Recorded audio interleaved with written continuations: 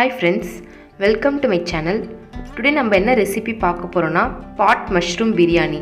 வாங்க வீடியோக்குள்ளே போகலாம். தேவையான பொருட்கள்: 10 சின்ன மஷ்ரூம் கட் பண்ணி வச்சுருக்கேன், ஆயில், பச்சை மிளகாய் அரைச்ச தண்ணி, கரம் மசாலா, புதினா, கருவேப்பிலை, கொத்தமல்லி, 3 தக்காளி கட் பண்ணி வச்சுருக்கேன், 10 சின்ன வெங்காயம், 1 கைப்பிடி அளவு, ஜிஞ்சர் கார்லிக் பேஸ்ட், பச்சை மிளகாய் பேஸ்ட், ஜீரக சாம்பார் ரைஸ் 30 மினிட்ஸ்க்கு ஊற வச்சுருக்கேன்.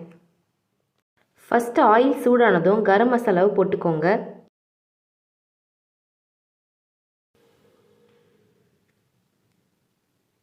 சூடானதும் ஜிஞ்சர் கார்லிக் பேஸ்ட், சின்ன வெங்காயம், தக்காளி இதெல்லாம் போட்டு வறுத்து எடுத்துக்கோங்க.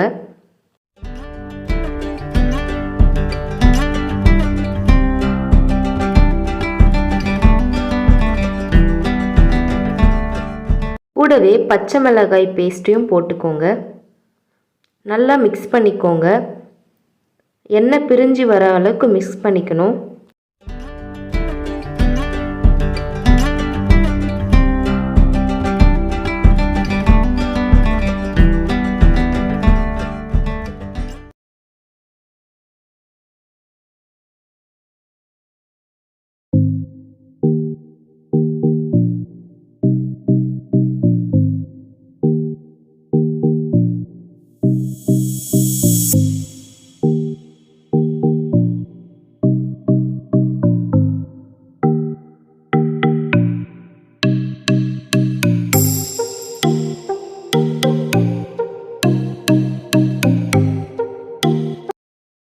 நல்லா மிக்ஸ் பண்ணிகிட்டே இருங்க.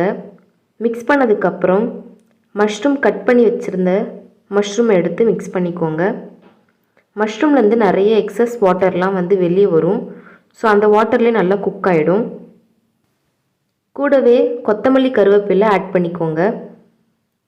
நல்லா மிக்ஸ் பண்ணிக்கோங்க.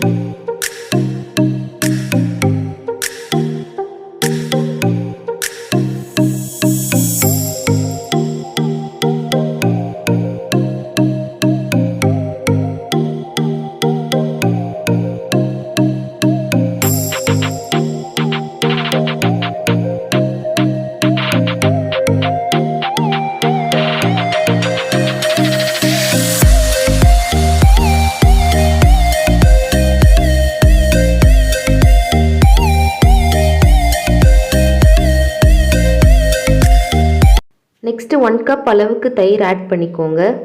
ஆட் பண்ணி மிக்ஸ் பண்ணிக்கோங்க.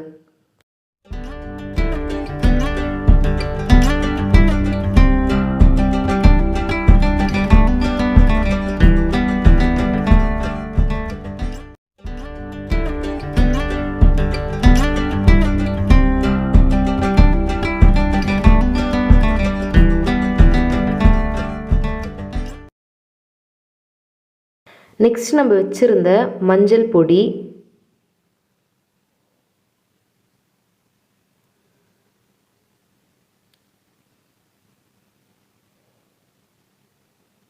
கரம் மசாலா, சிக்கன் பொடி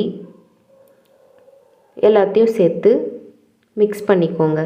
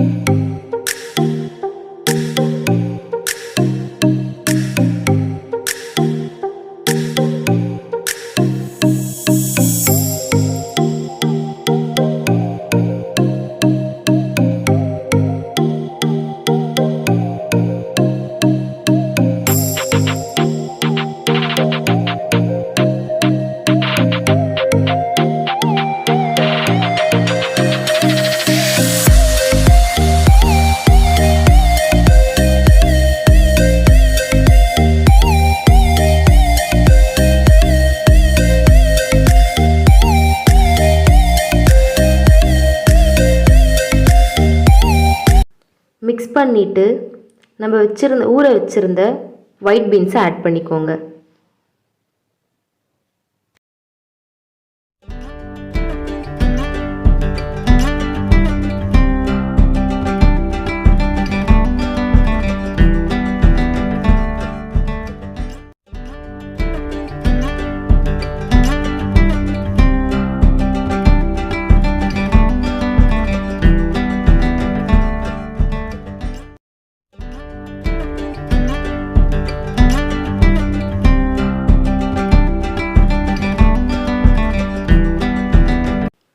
காரம் கரெக்டாக இருக்கான்னு செக் பண்ணிவிட்டு பத்தலைன்னா பச்சை மிளகாயை ஆட் பண்ணிக்கலாம். கூடவே கொத்தமல்லியும் ஆட் பண்ணிக்கோங்க.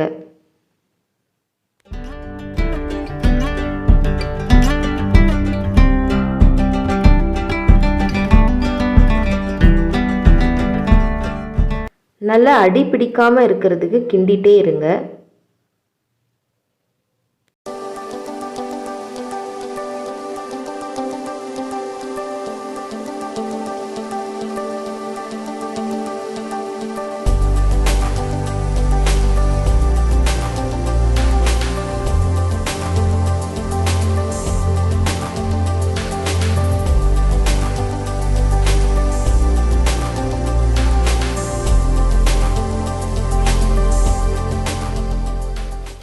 ஓரளவு பீன்ஸ் எல்லாம் வெந்த உடனே கழுவி வச்சுருந்த ஜீரக சாம்பார் ரைஸை ஆட் பண்ணிக்கோங்க.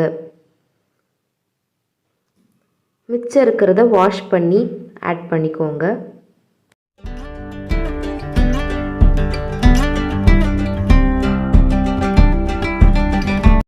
ஜீரக சாம்பார் ரைஸ் 30 மினிட்ஸ்க்கு நம்ம ஊற வச்சுருந்தோம். அதை எடுத்து நம்ம மிக்ஸ் பண்ணிக்கணும். நான் 1 டம்ளர் அளவுக்கு ஜீரக சாம்பார் ரைஸ் எடுத்திருக்கேன். அதுக்கு நான் 2 டம்ளர் அளவுக்கு தண்ணி ஊற்றிருக்கேன்.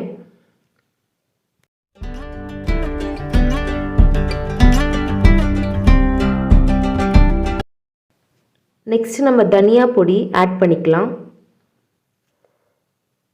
நல்ல வாசனையாக இருக்கும்.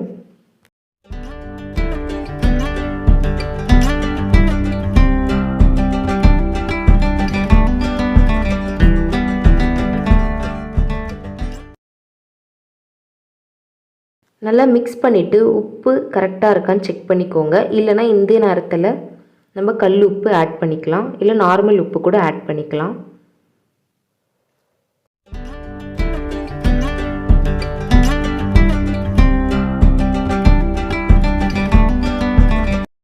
ரைஸ் நல்லா வெந்த உடனே தம் கட்டிடுங்க.